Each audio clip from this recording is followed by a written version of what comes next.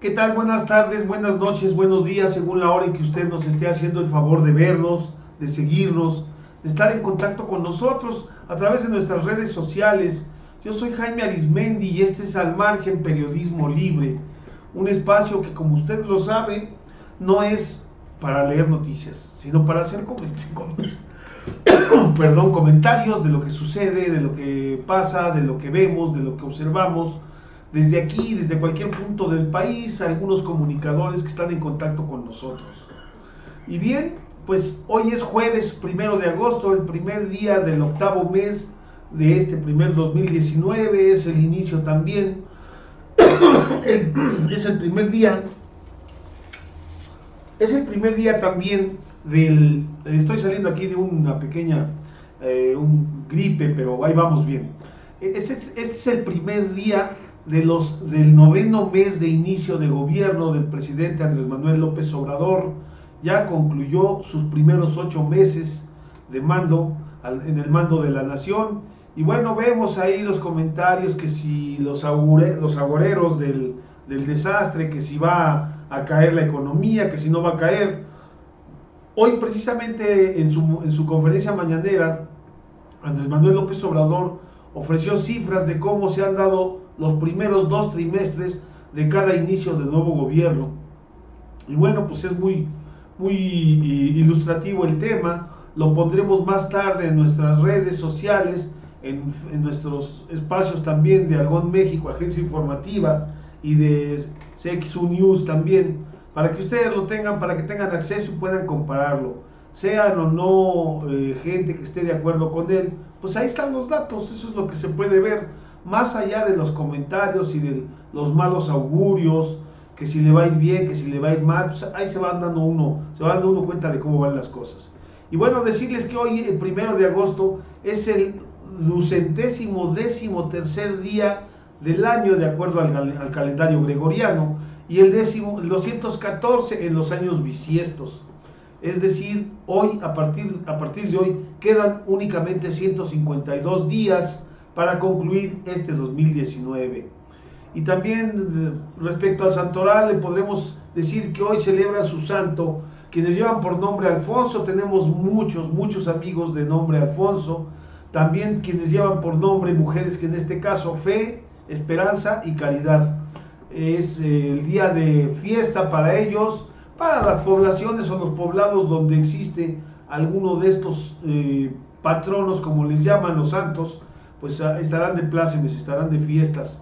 Y comentarles también que, de acuerdo a las efemérides, de un día como hoy, pero de 1856, Correos de México pone en circulación su primer timbre postal.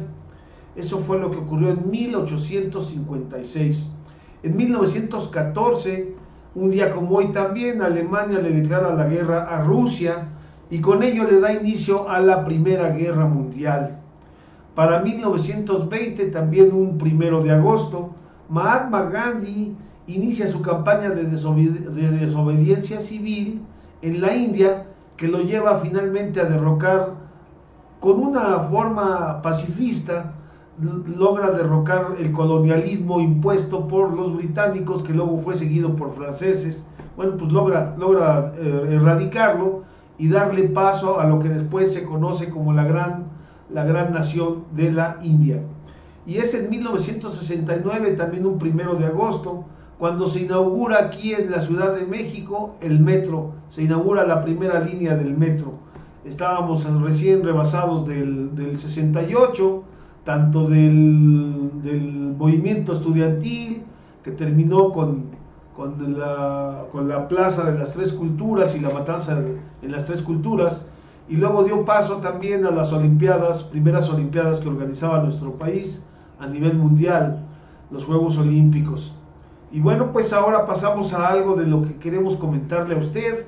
Resulta que ha habido tiempos en que hay distanciamiento entre la prensa y el gobierno en turno, y esto se refiere a que, bueno, pues hay un esquema que sigue operando, o que ha seguido operando hasta el sexenio pasado, porque en lo que va de este gobierno, decíamos, ya 8 meses del gobierno del presidente Andrés Manuel López Obrador, y no se ve todavía un punto específico donde haya una relación directa o de asociación, de lisonjería, de crítica, sobre todo, eso sí se da mucho, en contra del gobierno del presidente Andrés Manuel López Obrador, pero queremos hacerle una referencia para que usted se dé cuenta de qué es lo que sucede y cómo se van dando las cosas. Nos referimos aquí a los tiempos de la prensa en la era de Porfirio Díaz. Empezaríamos con que el México de la era porfirista registró un marcado crecimiento económico, es cierto, pero también una sistemática censura mediática y social. Durante la última década del siglo XIX, la vida en la Ciudad de México transcurría lentamente. No sucedía nada extraordinario y nadie tenía prisa.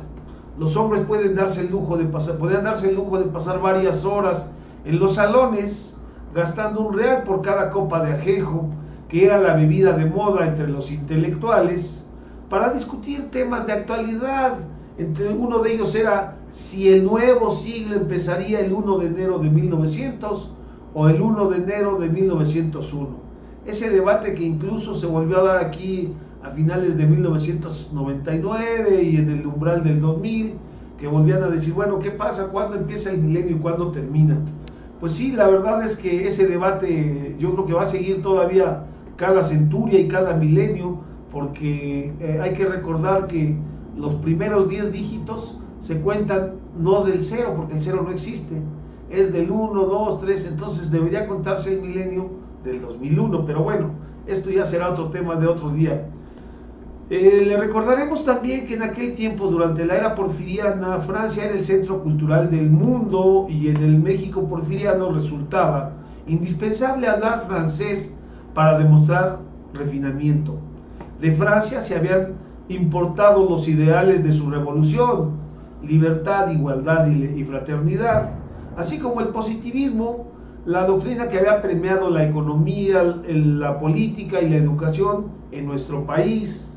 México se había modernizado con la llegada de los ferrocarriles, el telégrafo, la electricidad y en 1900 ya el tranvía eléctrico en la capital del país. El siglo XX se recibía con los vientos del progreso, con la farmacéutica de Ehrlich, el aeroplano de los Allwright y el cinematógrafo de los Lumière.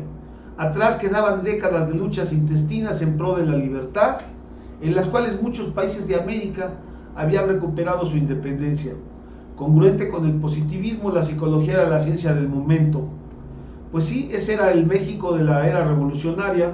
Sin embargo, no todo era color de rosa. La neurosis de fin de siglo era la elevada incidencia de suicidios, de aquel tiempo estamos hablando, y no faltaba quien acusara a la prensa de haberlos fomentado al describir las notas, las noticias, la manera en que los desafortunados se quitaban la vida, y se disertaba sobre cómo debía masticarse la píldora de cianuro, si el ácido carbónico se debía aspirar cómo, el ahorcarse con elegancia o hasta darse un balazo sin dejar un escenario desagradable, y ahí se culpaba a la prensa. Algo que ver en la relación con el crecimiento ahora de los ampones, los grandes narcos. Bueno, pues algo puede suceder con los corridos y con las series de narcotraficantes. Porfirio Díaz, en la presidencia desde 1876, había decidido no permitir que se le criticara, y para evitarlo había puesto en vigor la política de pan y palo. Es decir, el dictador pagaba los halagos con subsidios a cada publicación, pero encarcelaba o hasta mandaba a fusilar a quienes lo criticaban. Para 1988, o sea 12 años después de que había iniciado su mandato, su gobierno, Porfirio Díaz subvencionaba casi 60 periódicos en la República. El costo de esa medida equivalía al costo del Congreso de la Unión, que era $1.000.000 al año. Así, de esa manera, el periódico El Imparcial logró consolidarse como una industria poderosa, adulando a don Porfirio y cubriendo sus páginas con anuncios para reducir el costo del ejemplar a 2 centavos. En tanto que la prensa de oposición estaba muy lejos de poder competir con ese precio. Por ejemplo, el hijo del aguizote de los hermanos Flores Magón costaba 12 centavos y no podía costar menos. Estaba en franca competencia. Pues así es como se dio el proceso de la ley Mordaza. No se necesitaba una nueva ley de imprenta para implementar, simplemente se acusaba a un periodista, al dueño de un periódico, al editor, al autor de una nota, de haber ultrajado, difamado a un funcionario, a un servidor público, y a la cárcel, señores. Y si insistía en publicar lo que entonces llamaban ellos pasquines rebeldes, pues con mayor razón, les decomisaban la casa, los fusilaban, y es el caso de dos periodistas que por ahí estaremos investigando más adelante, quienes nacieron en Peña de Bernal, Querétaro, se avecindaron después en Pachuca, de donde llegaron con sus hermanos a vivir a Coyoacán, a la casa de Coyoacán. De ellos sabemos David Vega y Jerónimo Vega, eran dos hermanos que hacían eso, invirtieron en comprar una imprenta y en su casa de Coyoacán la metieron para estar publicando lo que entonces se llamaba pasquines revolucionarios. Hoy podríamos decir que eran las benditas redes sociales en su momento. Y bueno, pues cuando los descubrieron, después de buscarlos, de perseguirlos, la policía secreta de Porfirio Díaz, los detuvieron, les destruyeron la maquinaria y los fusilaron ahí mismo afuera de su casa en Coyoacán. Ya lo estaremos investigando. Pues eso es. Y ahora pues regresamos un poco a la ley Mordaza. Precisamente acaba el grupo legislativo de Morena en el Congreso del Estado de Hidalgo de verse obligado a echar para atrás una iniciativa elaborada por ellos mismos en la que se proponía facultar al Consejo General del Instituto Estatal Electoral para amonestar a los medios de comunicación, amonestar a los medios de comunicación que no respetaran la honorabilidad de personajes públicos. Vea usted. Luego del creciente rechazo que expresaron medios de comunicación de la entidad, cuyo rechazo iba creciendo a nivel nacional paulatinamente, así como de las duras críticas expresadas por la oposición, por los diputados locales, la bancada de Morena finalmente decidió echar para atrás la medida.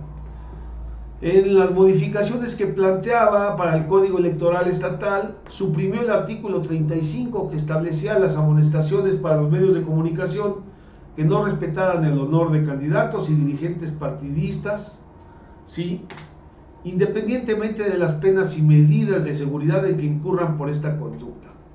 Este precepto estaba incluido en la iniciativa de los morenistas que subieron a tribuna a defenderlo. Sin embargo, tras la inconformidad de algunos medios de información y de diputados de oposición, el artículo 35 fue suprimido de último momento, contraviniendo el procedimiento legislativo, de acuerdo con la coordinadora del grupo legislativo del PRI, María Luisa Pérez Perusquia.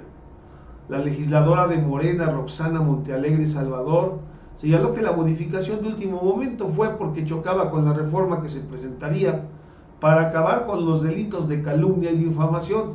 Es decir, si nos atenemos a esto que dijo la diputada local, Roxana Montealegre Salvador, pues quiere decir que se está preparando, se está fraguando otra iniciativa donde podremos ver que se considera todavía como delitos la calumnia y la difamación. Pero esto nos va a dar mucho para hablar, mucho tema, para tela de dónde cortar todavía. Vamos a un receso y continuamos con ustedes en esto que es Al Margen, Periodismo Libre.